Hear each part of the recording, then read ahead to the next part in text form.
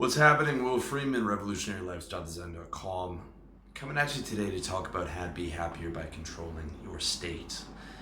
State, if you're not familiar, is originally an NLP term, which is neuro-linguistic programming, and is used a lot by Tony Robbins. If you've read some of his books, which I've got a ton of value out of over the years. And really what it is a combination of feeling, thoughts, and physical sensations. Your entire life is nothing but a series of state changes. Okay, you can hear it from NLP, you can hear it from the Buddha, who says that existence is temporary and transient, and you are always moving from one type of state to the other. Okay, and all you have to do is go into your own reference points. Your entire life is just you moving through different states, and states being a combination of sensations that you feel within your body, sense, smell, hear, the things that you think, and how you feel, okay? And your goal, whether conscious or unconscious, is to feel as good as possible. Of the three types of things that make up your state, your feeling is the most important to you, whether you realize it or not. Okay, feeling is why people do drugs. They do MDMA to feel that blissful feeling. Feeling is why we are constantly chasing happiness. We use caffeine, or we use recreational drugs, or we chase girls, or we chase money, or we buy new clothes. It is all to feel good. Even the stuff that we read it because it is intellectually stimulating and makes us feel good. Television, movies, career goals. It's for, career goals for self-esteem, to feel good about yourself. It is all to feel good. So of the three key components of your state, the feeling is the one that you live for. The feeling of good. And in reality, what we really want is unadulterated bliss at all times. Okay, unadulterated bliss at all times. And we are consciously or unconsciously moving towards getting closer to that feeling of happiness at all times. It's what we're all trying for. Every single person, all the time, whether they know it or not. Okay, and we pretend that we're logical, but we're not logical. Okay, logic is a tool that we use to serve feelings, not the other way around. Okay, feelings do not serve logic. Logic serves feelings. We use the logic to get what we want. Like, I use my logic to do things that are going to get me to make more money in my business. Okay, I use logic to do sales and marketing and things like that, and to make more money for my business, because money makes me feel better and be able to live a better quality of life, which makes me feel better. Okay, it's not the other way around. Everything you do serves your feelings. Okay, everything you do serves your feelings, whether you're a guy or a girl, doesn't matter. I mean, we as guys try and pretend like our feelings aren't important. They are so important. We live for our feelings. And we want to feel good at all times, whether you believe that or not, or whether you're conscious of it or unconsciousness. All you have to do is just watch yourself for a day. Go through your own reference points, and I guarantee you, everything you do behind that there is an intention to feel good. Okay. Now, it brings us to why state control is so key. To feel good as consistently as possible, you need to be an expert at controlling your state, because it's so easy to flip into a bad mood or an anxious mood or an aggressive mood, and then all of a sudden your good feelings are gone. And it happens to everyone all the time. It happens to me too. Okay, it happens to me at least once a day. I'll flip into something negative, and that's after having a lot of practice at doing this stuff. Okay, it is a hard thing to do, but it is a very important thing to do. It, however, is not a science. It's an art, and it's a skill. But it's the most important skill that you can possibly learn. It's the most important skill that you can possibly learn is state control. Because your whole life, you want to feel as happy and good as possible. And what gets you to that point is state control. All right. State control allows you to pursue your happiness as your primary priority. You hear me in the last year or so, I'm harping on you guys to do this because it is the best way to live. There is no better strategy I've found than the pursuit of happiness as your primary priority in your life. Okay, because that is what you were doing anyways. So you might as well make it overt, bring it to the surface, make it an actual vow, and live that vow. Okay, now happiness is not always available, but the pursuit of happiness is always available. So you might not be able to get to be happy, but you can at least be neutral instead of being depressed. Okay, I'm not happy 100% of the time. No way. However, I have not had a depressive episode in a major one in I think a decade or more. Okay, because you can at least get up to neutral. If you can't quite get up to neutral, you can get up to better than depressed or better than panic attack, better than a really bad state. So what you're really going for in the pursuit of happiness, ideally you want happiness, but the pursuit of happiness means the best state that is currently available to you right now is what you're really going after in practical reality, okay? And what gets you there is state control. Most people, however, do not have the pursuit of happiness as their primary priority. They do not have state control as their primary method of getting there. They have what they want as their primary priority. And their wants, many times and oftentimes, are not aligned with their happiness. So you might want a BMW, okay? But to get there, it takes 10 years of working a shitty job to do it and making yourself miserable. And when you get it, it makes you happy for maybe a month, and that's it. And then you've become accustomed to it, okay? So that want wasn't well aligned with your happiness. Or people want something, when they don't get it, they get angry or they get depressed, okay? And I'm not removing myself from the situation of getting angry. It happened to me last night, actually. But when you have the happiness as your primary priority, you at least recognize that, okay, my wants should be aligned with my happiness. What I want should be what makes me happy, okay? A lot of guys want to get angry about politics. My last video was on that. A lot of guys want to get depressed because they can't get girls. Okay, you are choosing your feelings at all times. Whereas someone like me, if a girl rejects me, that is a flicker of anger, and then it's pretty much gone.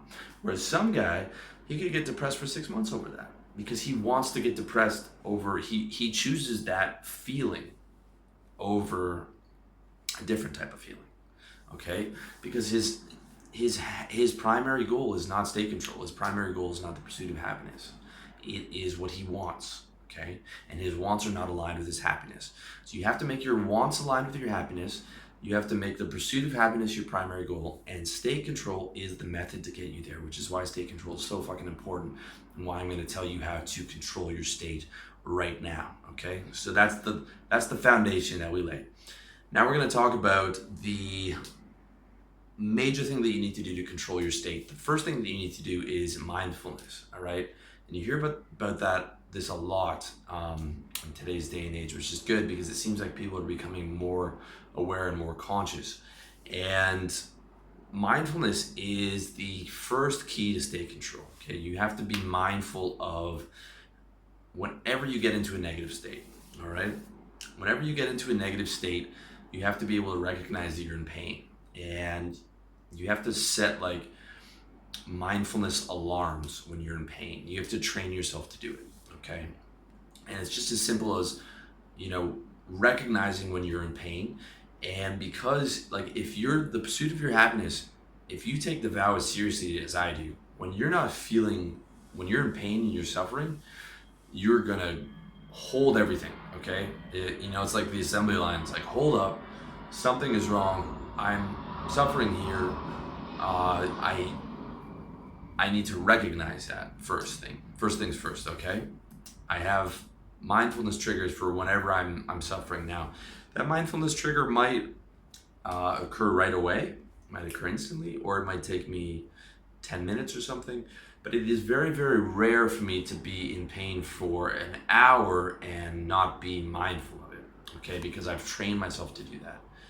With happy states, it's different. With happy states, I just go with the flow. I'm sipping down the street, drinking my fucking giant mocha frappuccino, because that's how I'm rolling these days I got my shades on, it's sunny out, I've got my music in. So that's exactly what I'm going to be doing when I'm done this video, and I'm just fucking rolling and I'm feeling terrific. So I'm not super focused on being mindful when everything's going well. I'm just enjoying it, going with the flow, living. However, when something goes wrong, okay, then it's hold the phones. Let's set the alarm. What's going on here? Okay, that's when the mindful trigger activates. All right, and the mindfulness goes alarm.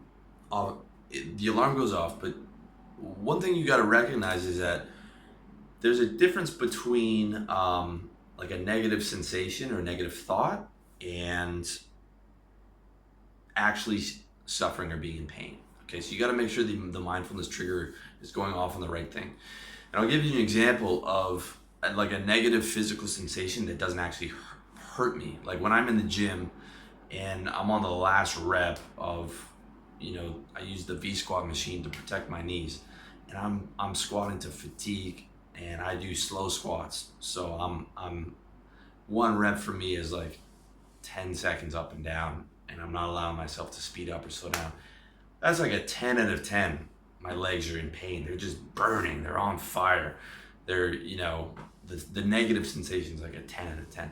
But I'm not suffering, okay? I'm not suffering. I'm actually enjoying it because I'm like, just one more rep and I break my personal best and I can go home happy because I did what I came here to do. And I know that at the end of this set, within 10 minutes or so, I'm gonna feel terrific because all those endorphins released and all that. And it doesn't actually cause me to suffer.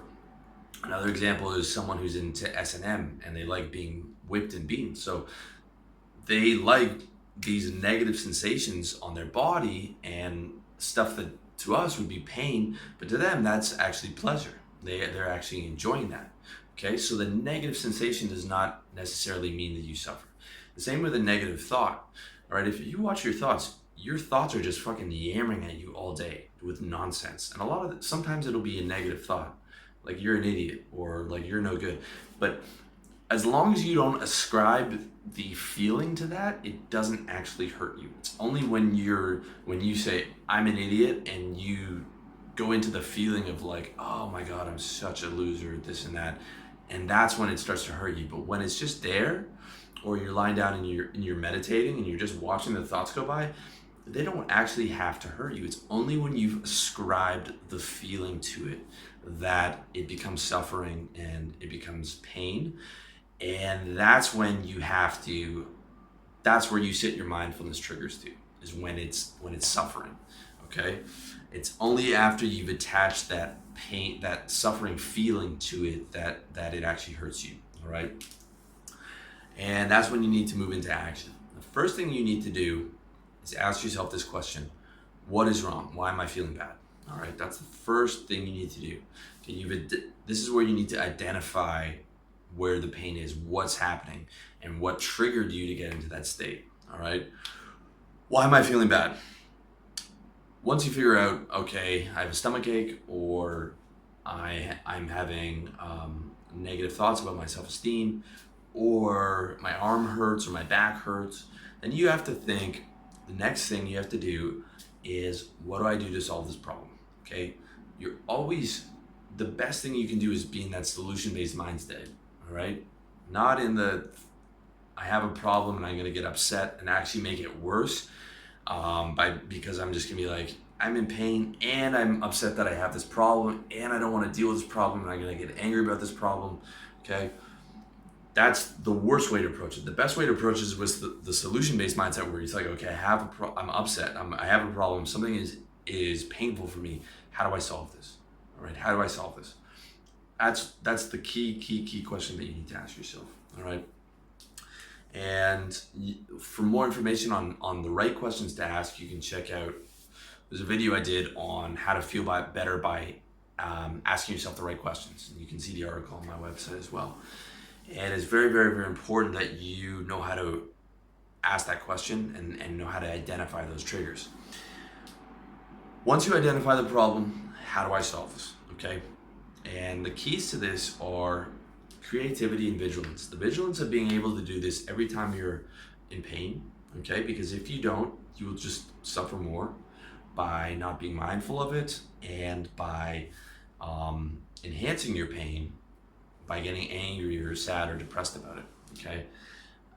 But with creativity, you can find a creative solution, all right?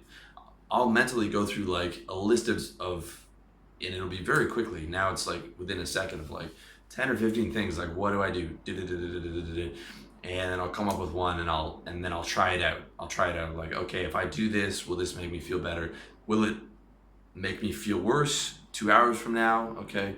You know, like, okay, I could have 3 beers to make me feel better in the middle of the day. However, is that going to affect my state 2 hours from now? So there's all kinds of characteristics that I'm filtering it through. But the keys to it are just being vigilant of doing it all the time, every time you're suffering, and allowing for the possibility that you have all the creativity within you to solve this problem. Okay? Even if the solution isn't the solution that you would have wanted in your ideal case, it is the best solution available to you to get you to the best possible state that's available to you right now. All right? Very, very, very important. Creativity and vigilance. Now, it also helps if you make a list, and you can pause the video right now. This might be a really good thing to do, is make a list of your 10 most common triggers, all right? You can also check out my other video on how to feel better by solving your most common recurring problems. A lot of these times, these might be the same thing, where you, literally, this is something I did and it changed my life. I just sat down with a pen and paper, or you can put it into your Wonder List, which is what I recommend for your to-do list, and just think about what are the 10 most common triggers in your life, okay? Could be the fact that you eat too much and you're always feeling like shit because your diet is garbage and you eat too much. Could be the fact that you're in a toxic relationship and you're always fighting with your girlfriend and you're always upset about it. Whatever it is, if you list those 10 most common pain triggers, that's going to be a massive, massive thing for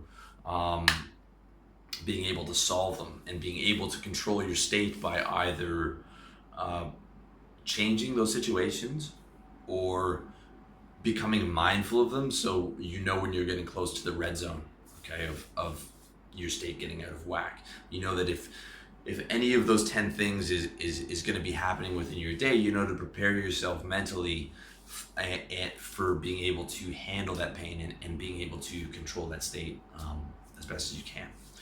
All right, so now I'm going to give you some common state killers and my solutions for them. Okay, this is real practical shit. So first one is nausea, right? If you're feeling nauseous, best thing to do is get some ginger root. Okay, if you're doing hard deadlifts at the gym and then you're doing high intensity cardio, I would take not ginger root before you even start doing that. Okay, because if you push yourself really hard, you find you might get nauseous afterwards. Ginger root is really good. Okay, deep breathing, and it's important to know where the nausea came from. If the nausea comes from blood sugar, okay, guys, and blood sugar is a fucking massive thing to get a hold of and to be mindful of when it comes to controlling your state. If my blood sugar gets a bit too low, like I haven't had carbs in a while, outside of, you know, my daily morning fast, I don't eat till noon, but if I push that fast too long, or I try and do like a really low carb diet, I get nausea, I get a bit shaky, I get like a low mood, and that means that I need to get some carbs in me. Like even just a little, 3 or 4 spoonfuls of rice, and that blood sugar is back up to where it's supposed to be. All right, so those are the key controls for state killer like nausea. Low mood, all right? The best, if you're asking me one crucial state control for low mood, is get down in the gym and do some heavy, slow squats, okay? Or even some lightweight but slow squats, 3 sets to fatigue. Get on the elliptical machine, do 10 to 15 minutes of high intensity cardio. Come home, take a long hot shower, follow that up by a cold or cool shower for 5 minutes, put on some comfortable sweatpants and comfortable shirt. You will feel good. It is almost as good as taking the drug, if not better in some cases. That is my number one big state booster for low mood, and that's drug free. The other good one would be Phenibut, okay, but you don't want to take that more than once or twice a week. Phenibut is very, very good for lifting your mood. Okay, anxiety. Big one on anxiety is making sure that you're not taking too much caffeine. The other big ones are the same thing, that heavy squat, high intensity cardio. 5-HTP is really good, which is natural. Theanine is really good. And lying down, breath watching meditation, which is where I do this every day around 2 p.m. when I start to get tired. Lie down, close my eyes, watch my breaths in and out. And I verbally say in, out, as I breathe. And I do that for about 30 minutes and drift off into like this very, very peaceful state. And it is very, very good for calming you down. And again, Phenibut is also really good for anxiety, but that's one you want to keep in moderation. Okay. Anger. Okay, a good one. Probably the best one for anger is the tried and true taking a deep breath, or taking 5 or 6 deep breaths, okay? And you never want to make a decision when you're in an angry state, all right? You always want to be able to get control of that. And the deep breathing you can do wherever you are right away, and it will always activate, the calming angle of your nervous system, and is a big, big thing, okay? Going to the gym, if you're really pissed off about something, and just killing those weights is big. Removing yourself from the situation is very important so that you don't do something stupid. And if the anger is like out of control and none of those things are working, the best thing I found to do for like out of control anger is just get down on your bed, take out a pillow, get into like UFC full mount position, and for 2 minutes or as long as you can, full intensity beating the shit out of your pillow. And if you have to yell a little bit, not too much that the neighbors think that you're beating the shit out of somebody, then do that. Full intensity, as much effort and energy as you can put into that, and after 2.5 minutes, you're going to be absolutely exhausted, and you're going to have no emotional energy left to be angry. Okay, that is the best one I found for anger. Once anger's got to a certain level where you're really pissed off, all right? Much better to do that than to beat the shit out of someone in real life and end up going to jail, all right? If it helps, you can picture that person's face on your pillow, but probably not a good idea to do that in real life because you want to stay out of jail. Worry, okay? Worry is a big thing. I suggest you read a book called by Dale Carnegie on how to deal with worry. I can't remember the exact title, but it's really good. And basically, for like the major worries in your life, you set up an action plan, all right? In my book, How to Get Organized, I teach you how to do an action plan to get everything together and organized in your life. And it accounts for pretty much everything that you would be worried about, that you could be working on as a project or a goal, whether it's with women or health or whatever. You can all set that up into a schedule. So you set up an action plan for what you can control. You don't worry about shit that you can't control, all right? There's some people out there that just go through the internet and look up every type of disease possible.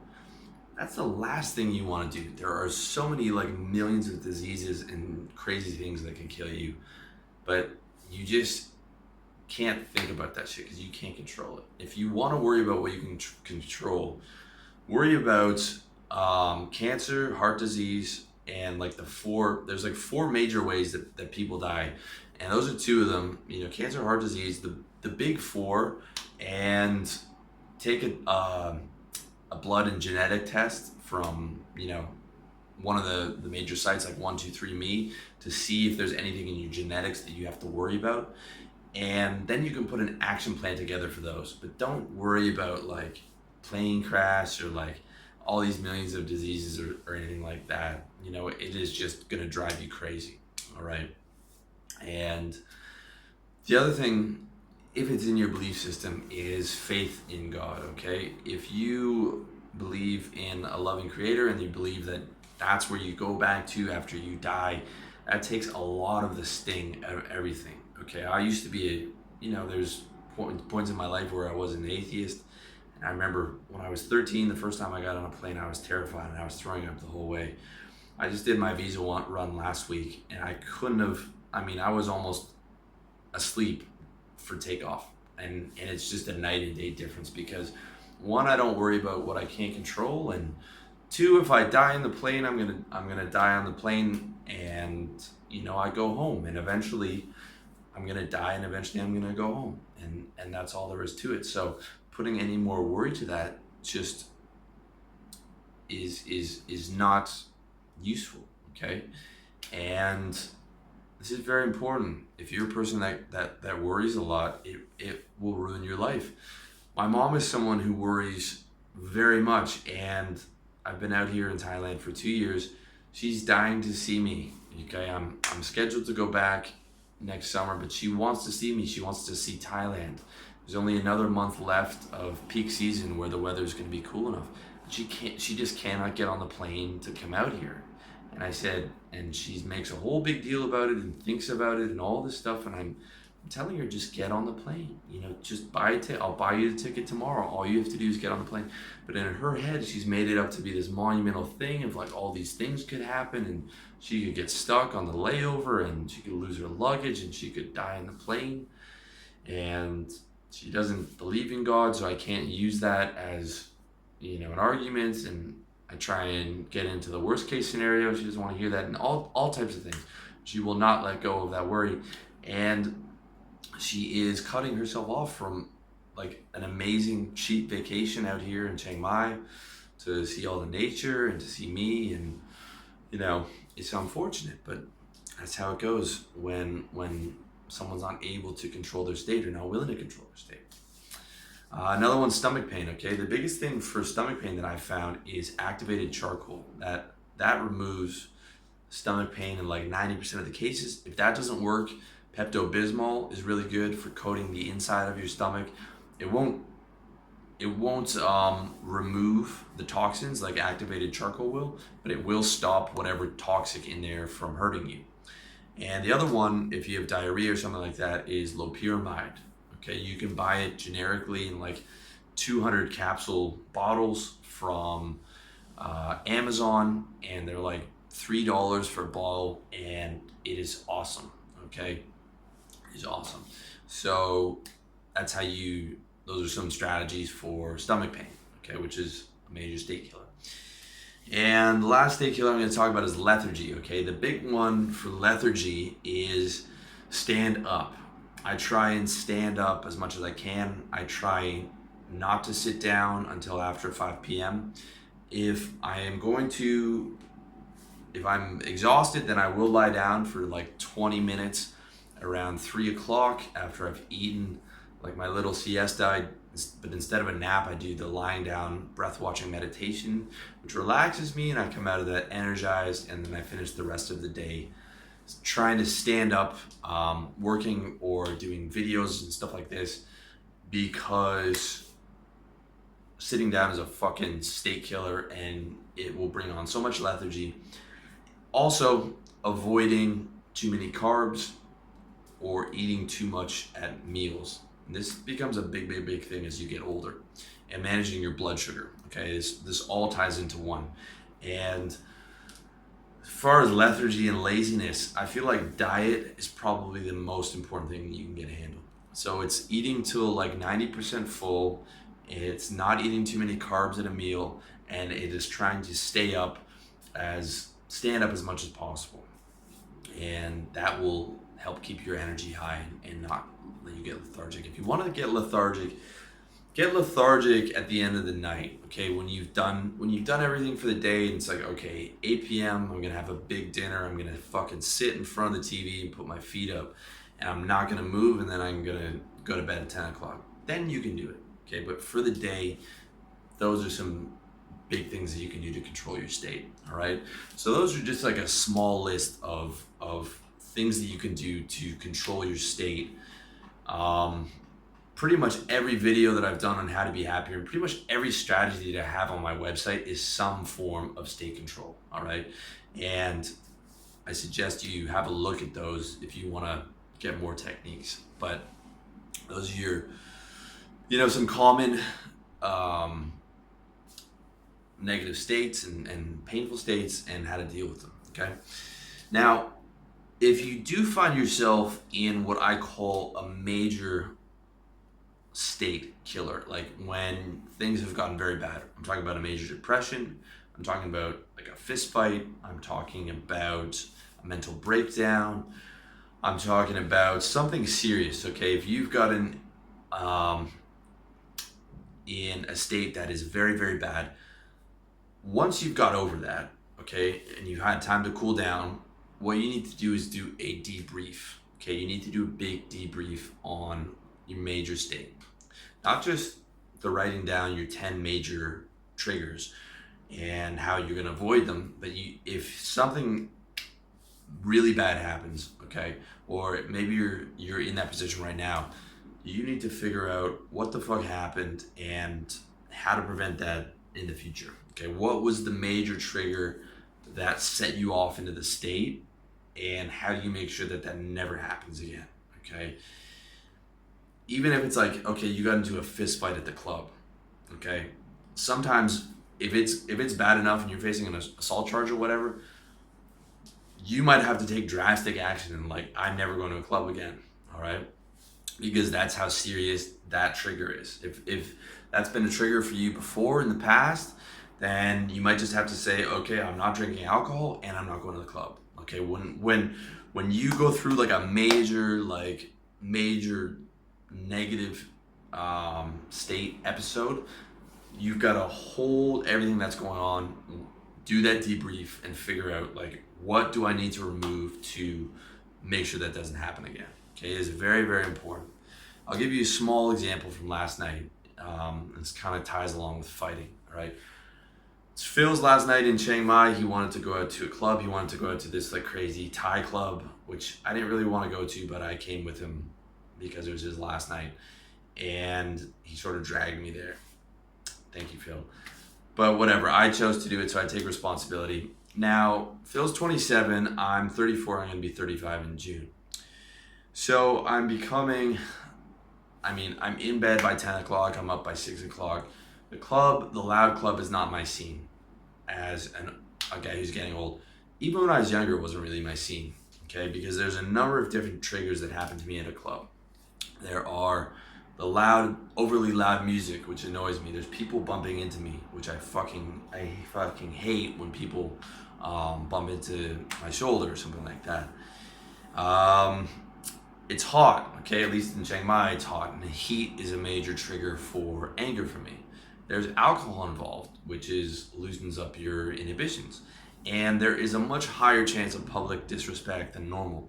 And that's exactly what happened last night. So we went to the club, we went up to the line, we were about to go in, they stamped our hands, they checked our ID cards. I'm already a bit negative because I don't want to be there, but it's Phil's last night, there's some cute girls, I'm like, all right, let's just get inside, let me get a table, let me get some drinks, gonna fucking unwind and relax, we're gonna get back into positivity. All right, so the guys check us at the door and they say, no, you have to wait. The three of you guys have to wait. It's going to be about 30 minutes. They've already stamped our hand. They checked my IDs. I'm 34. And now I've got these two guys. They're not very polite. And it's an all-Thai club and they've got us standing here. It's three white guys. They've got us standing here. They said it's going to be about 30 minutes. And I'm not happy about that, but I'm like, whatever. The guys seem to be in state, so I'm going with it. And as 5 minutes goes on, there's like this just parade of Thai people walking in, getting stamped, and just letting in the club. And we're like right next to the bouncers waiting, and they are just letting Thai people in left, right, and center. So it becomes very obvious that this is a situation of we are not letting the foreigners into the club. This is a club for Thai people. We're not letting the foreigners in, and it is just right in front of our face, and they don't give a fuck, and they're not even like looking in our direction or talking about when we're gonna be able to be led into the club. We tried bribing the guys. We tried, whatever. They're just not having it. Okay. And the fact that these Thai people keep walking in, I'm getting real triggered because this is like public disrespect. We're right in front of the dudes. They don't care. But my boys want to stay for a little bit, all right? But I'm heating up inside, and I'm like, these motherfuckers, and I could take them out. And I'm like, they're not even big. They're not even in shape. You could take out these two motherfuckers right here. Right hand, right hook, left hook on both of them. They're gone. And I could have, okay? But that is the fucking dumbest fucking thing I could have possibly done. In Thailand, where as a foreigner, you don't have any rights, starting a fight with two bouncers, 10 others from outside are gonna come in. The club is almost for sure owned by the mafia. The police are for sure not gonna take my side. I'm gonna end up in a fucking Thai prison. There's a good shit. Like, just the dumbest thing I could have done. Okay. Now, there was no way that I was going to start a fight in any particular state. All right. I haven't been in a fight I can't even remember the last time I was in a fight. So I'm just like, I'm getting heated up. Look, boys, I'm going to go home. That's the extent of it. Okay. But if I was 18 and I was still a fucking retard, it could have been a different situation. Okay. It could have been a different situation. But that's almost 20 years of state control in between me at 18 and me at 34. So me at 34 was like, I didn't even run my mouth. I was just like, deep breath, like, you know what, I'm gonna go home. It's almost 10 o'clock. I'm getting heated up. I'm not liking this space. I'm being triggered by different things. I'm gonna go home. And within 10 minutes on the bike ride home, I'd forgotten about it. Okay. It's just a small example to show you that this is a constant battle for me, and it is something that you have to do.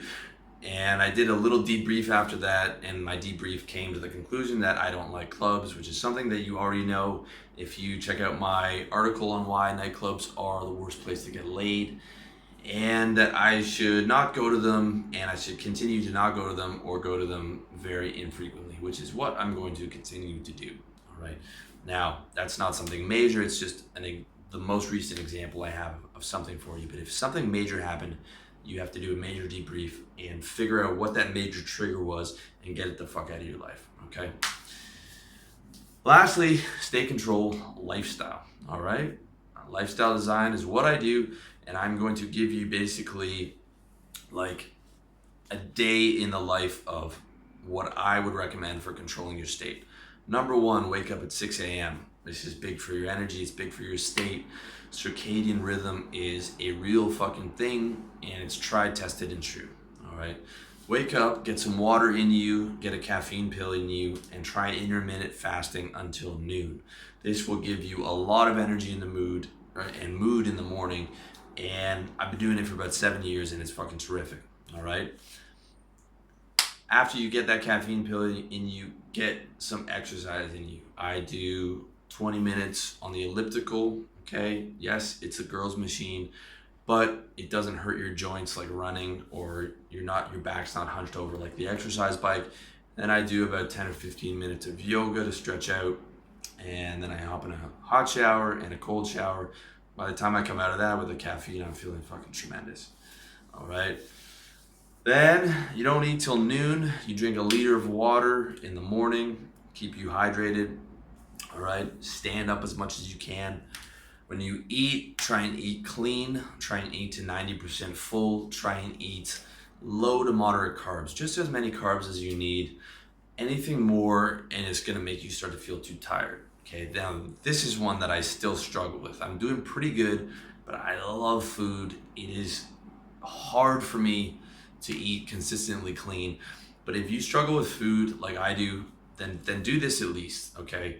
Healthy lunch, dirty dinner, okay? If you're gonna eat dirty at the end of the day, 7:30, 8 o'clock, after you've done everything, but keep it clean, keep it, the carbs in moderation for during the day so you can actually get your work done, all right? If you want an awesome way to fuck up your day, eat a giant Subway sandwich for lunch, get some Sprite on top of that, and then eat a big bag of chips. That day is finished, okay? You cannot do dirty eating and expect to have a good day.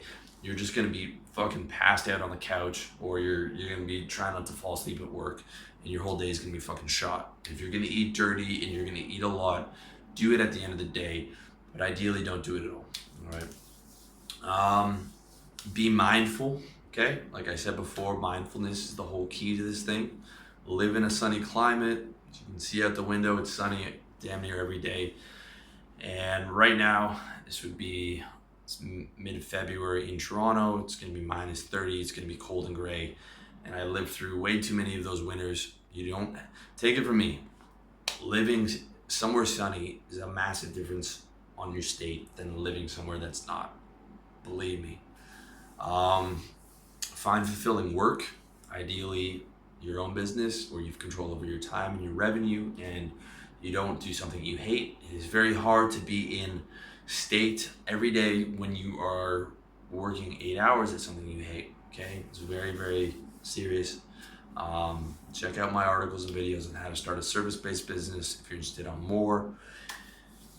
And the most important thing is vigilance. If I can give any guy advice in one word, vigilance, vigilance, vigilance, vigilance, vigilance, vigilance, okay? Vigilant every single day, every single day, every single day, every single day. Every single day you have to control your state. Every single day you have to do all these things, okay? A lot of this stuff you already know, okay? A lot of this stuff, I'm telling you, you probably already know. You probably already know that you need to eat clean, but that is not enough. It is taking action, but taking action is not enough. It is being vigilant every day, okay? If you've been reading personal development for a while, you probably know a lot of the stuff you're supposed to do, but you have to do it every single day. If you're not doing it every single day, it's worthless. If you're just controlling your state every once in a while, it's worthless, all right? You've got to do it every day. You've got to do the exercise every day. You've got to do all this stuff every day, and you've got to be vigilant about it. It's the key to everything, and it's what separates guys who get no results or a little bit of results from the guys who get massive fucking results. You've got to do it every day, and it doesn't matter if you failed yourself the day before. You fucking start again the next day, and you be vigilant, okay? And you're never going to be perfect in all the things, okay? There's always going to be something, something will go wrong, but you just get better at it. Don't look at it as being perfect and perfect state control. I don't have perfect state control. I'll never have perfect state control. But look at just getting better, okay? It's an art, it's a skill. Just try and be as good at your state control as you can, all right? And the more consistently happy you are, that is the measure of life, okay? It is not success. Success is how happy you are, as far as I'm concerned. The Thai woman who I get my chicken and rice from every day, who smiles at me and who's always in a good mood, is shitting all over my so-called worldly or materialistic success, because she is happier than me every day. And I'm pretty happy, and I'm pretty content. But that woman is happier than me every day. And as far as I'm concerned, she is more successful than me because she has that good feeling all the time, which is what I want. And she's doing that better than I am, all right? That is the metric for success, is how consistently you're able to control your state, not how much you have.